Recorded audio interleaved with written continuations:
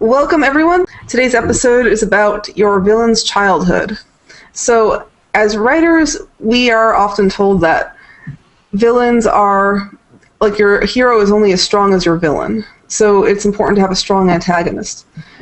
Now, some other episode will talk about heroes and what they, like, how important it is to have a good, strong protagonist. But today we're going to talk about specifically the childhoods of our antagonists, because childhood is what shapes a character. Let's go ahead and start with under what circumstances was your villain born? I'm going to go ahead and introduce our guests here. We have Jason Denzel. Hello. Oh, hey. There's Leah Cutter, who is a published novelist and a special guest. And Leigh Reinhart and Matt Rotundo. Hello. Yay. So go ahead and we'll start like from the beginning. What circumstances was your villain born into? And I suppose, like, I'm not sure, some of you might have more than one villain that you're thinking of. I mean, I know if you've written several novels. So you can go ahead and choose like 2 or 3 of your top villains. I suppose I could start just to give you all some time to think. Not that I prepared for this either, but villains. Yeah. So my series of science fiction novels has 3 main villains, and yeah, I'd say at least 2 of them have a lot of screen time. But they all were born in similar circumstances, which is as Torth. Now, these are like, it's a kind of like this empire of mind readers. They've got slaves.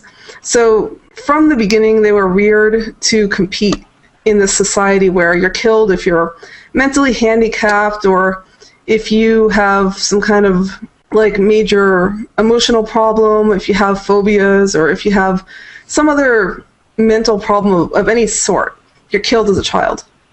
So these How do they get any adults? They kill most of their child population, actually. Yeah. But the ones that do survive are the ones that have learned to play the game correctly. They might still have mental problems, but they're really good at hiding it, or really, really good at burying it. So these villains, like, they're very ambitious. They share the one trait they all 3 have in common is they are extremely cutthroat ambitious. They will kill their own mothers, if they had any, to get what they want. So, but that's because their society is very heavy-handed about rewarding people for that sort of thing. So yeah, they were born basically without a family. Most of them are clones or born into baby farms where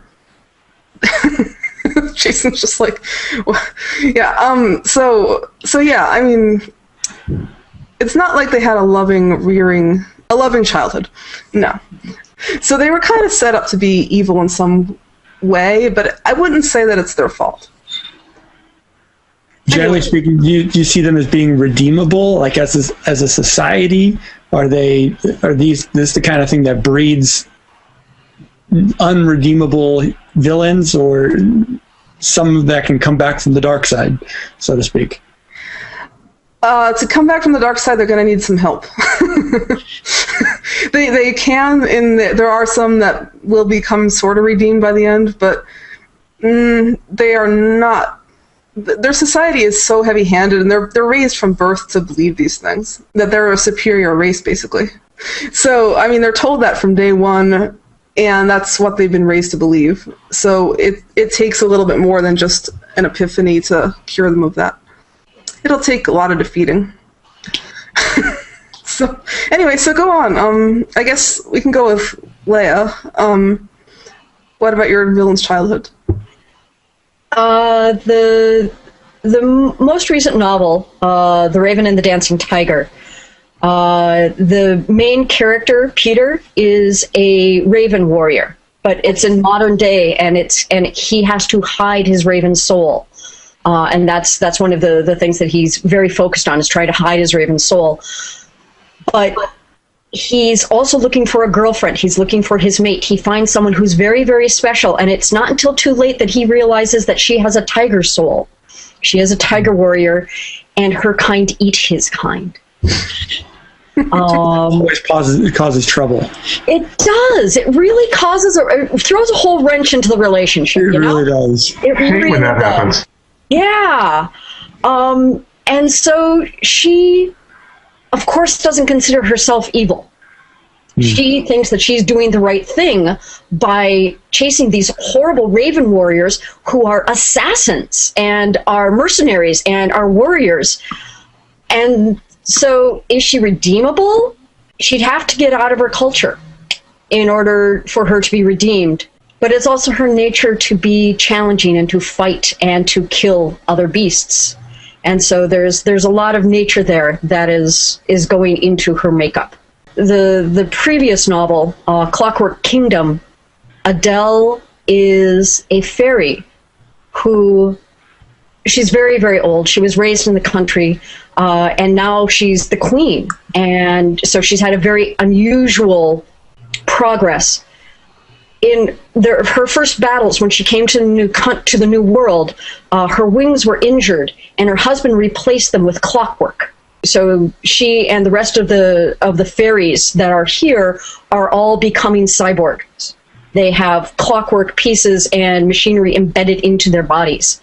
She wants to go back to the time when fairies ruled the world, and there's not much redeemable in her. Leah, if I want to highlight one of the things you pointed out, which I think is really insightful, which is that you said that your villain doesn't think of themselves as evil. I forget exactly what you said, but you basically said that that they think that they're like the hero of their own story. Exactly. And that's I think a really important thing when approaching villains is to because if the bad guys get a bad rap all the time, but we as the authors have to be their advocate and try to come up with motivations for them so that they seem real and that they seem like so they seem real, right? To give them motivation that makes sense, so they're not just mustache twirling kind of evil bad guys. And so that's a great point that you made. They have to be the hero of their own stories. They do. One of the things that I had brought up with Abby beforehand that we could get into later after you guys introduce your things is one of the things that I consider essential for every villain, which is the evil speech of evil, which is shorthand for the villain's reason, the villain's justification for why they're doing this.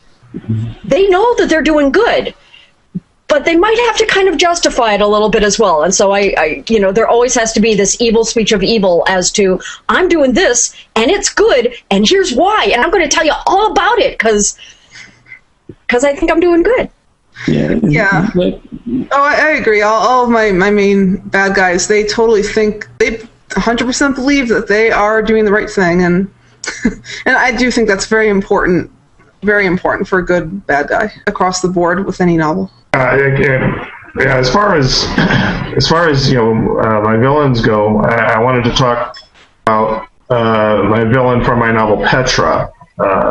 His name is Rolf Anklage, and I've had several readers of that novel comment that they didn't find him such a bad guy. Actually, they kind of sympathized with him a little bit, which maybe meant I was a little too successful with him. I don't know, but. Anyway, he's the kind of a guy who's very, very driven and has a kind of a singular vision. He's what he is a warden of a prison planet, and it was his idea to build this prison on this particular planet, and it was his idea to set this whole thing up the way it is. He feels that he has created something special and has kind of fulfilled his own destiny. So he's very much of a kind of a self-made person, and I should point out that these kinds of things, these questions about his childhood, I never really considered when I was writing him. I knew what kind of a person he was, but I never really considered him. So what I've done just prior to starting this talk is kind of go through the text of the novel to kind of glean some clues as to what his childhood was like. And I kind of get the feeling that his childhood was probably kind of a hard scrabble childhood. He was probably on his own. He doesn't have much family, and he doesn't have any family at the time the novel starts. He's older by the time the novel starts. He's in his 50s or 60s. So he has no family at all. And I'm thinking that, he was very likely an only child, born into a kind of existence where nothing was handed to him, and that he had to kind of fight for everything that he got. That's kind of my take on him. But as a result of that, he now has this very, very definite sense of entitlement. This sense that he is, somewhat much better than much smarter or more, just all around better than anybody he works with or for. And he doesn't really like to think of himself as working for anybody or answering to anyone, because he has that definite sense of entitlement. So that's kind of my take on him. Well, I mean, I like the fact that he has, a lot of people can identify with and admire a character that has to scramble his way up out of the ghetto. So that gives him, I think it's important to have at least one or two things to admire in the villain.